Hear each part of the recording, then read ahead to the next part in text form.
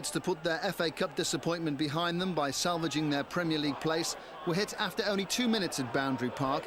In failing to deal with West Ham's first real attack, they gave Matthew Holmes the space to set up Martin Allen.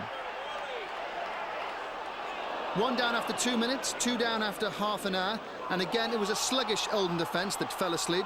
Richard Jobson allowed Trevor Morley to get behind him. John Hallworth saved the shot. Martin Allen's support and pass gave him the second opportunity. Joe Rawls' side did wake up. They pulled a goal back just before half-time. David Burrows bundled over Sean McCarthy and was booked for the strength of his disapproval with the decision. The case for the prosecution does look strong. Rick Holden's penalty gave Oldham every chance for a second-half comeback, but an equaliser couldn't be found, and they must take advantage of their games in hand on their relegation rivals. We can't look back to the past. Loftus Road in the knowledge that 3 points would just about guarantee their survival. They kept plugging away and were rewarded with an Anders Limpar-Tony Cottee combination just after an hour's play. But it was a lead they kept for only 2 minutes, and if Everton go down, they'll point an accusing finger about Rangers' equaliser. No argument Neville Southall didn't deal with the cross. They were convinced Devon White should have been pulled up for handball. He desperately tried to force the ball over the line, but was it his hand that made the final connection? All wasn't lost. A point would have been gratefully accepted, but when Les Ferdinand made the most of David Bardsley's long ball forward and scored a winning goal 3 minutes from time, that disputed equaliser suddenly became the issue of the day. Well, I don't think there's any... Given Sheffield United fans' heart that they would again scramble to safety. When Cole Bradshaw's long throw was touched on to Adrian Littlejohn after 17 minutes, there was every reason to be optimistic. But 2 goals in 3 minutes, 6 minutes later, turned the game on its head. Villa captain Kevin Richardson is enjoying a great season. He fired at an equaliser, Villa level. And they were back virtually immediately. Richardson's long ball gave 19-year-old Graham Fenton the chance to show skill and determination in scoring his first Premiership goal. A goal that means serious trouble for Sheffield United. We're battle the last 4. But Manchester City fans must be breathing more easily, despite going a goal behind after 14 minutes at Main Road today. Chris Sutton and Mark Robbins both involved in the goal scored by Robert Ullathorne. But a priceless point came City's way when they equalised within a minute at the start of the second half. Steve McMahon found Stefan Karl, and City's German striker Uwe Rosler whacked it in at the near post. With 10 points out of the last 12, City look home and dry. Well, Everton has said...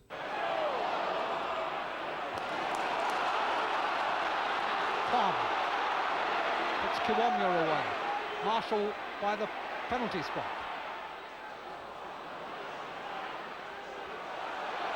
Slater retrieves the cross, but it wasn't a good one. Johnson plays it in again. Kiwomya's header onto the top of the crossbar. Goalkeeper didn't touch it. Taken quickly. Fjortoft couldn't keep possession, but Moncur helps him out and has made himself some room. Good shot too, and not very well dealt with. And there is the goal from Fjortoft.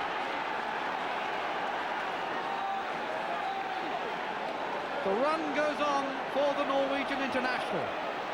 20 games without scoring, came here in an FA Cup replay and scored, and now he does a little jig to celebrate 12 goals in 13 games. Swindon lead. Shot from Moncur was hard, accurate. Forrest was down, should have held it, and when he didn't, Fjortoft struck. Marshall tucks the pass through, still isn't clear, Slater. Charged down, feels for handball, not given. Fennick, who blocked it for the corner from Milton, half cleared. Back in from Stockwell, header off the line and then over the top by Marshall.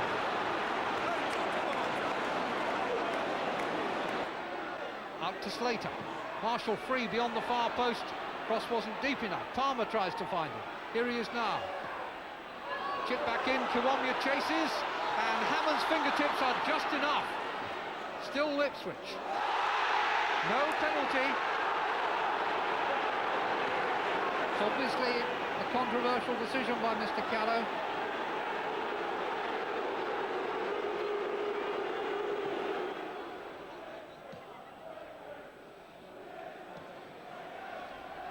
Nick up towards Scott, and Scott's got the benefit of the bounce. Plays it in for Fjortoft, who should have had his second of the game and was too deliberate. Scott was lucky when the high ball was played in, the bounce favoured him, played it square for Fjortoft, took deliberate aim. If he blasted it, must surely have scored.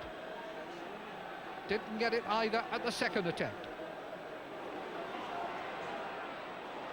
Over here now, Johnson.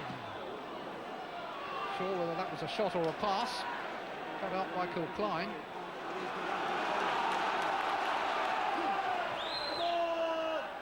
Milton.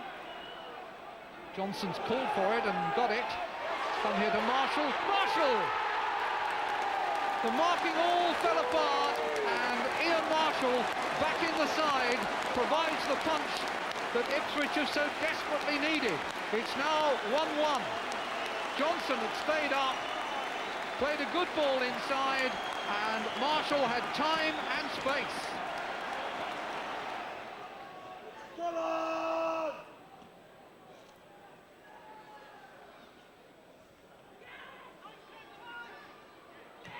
Horlock. Moncur, just outside.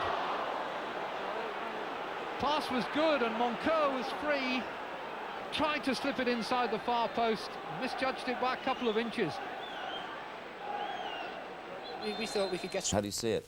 Well, I thought a couple of weeks ago it was any 2 from 7. I thought Swindon would go down. Now it's looking black for Sheffield United. And I think it's any one It from looked really black for Oldham, Southampton a couple of weeks ago until it's too and late. Manchester City, and they've had a good run. But Oldham, Southampton, Tottenham, Everton, Ipswich. It's Anyone from 5. 1 for 5. Okay.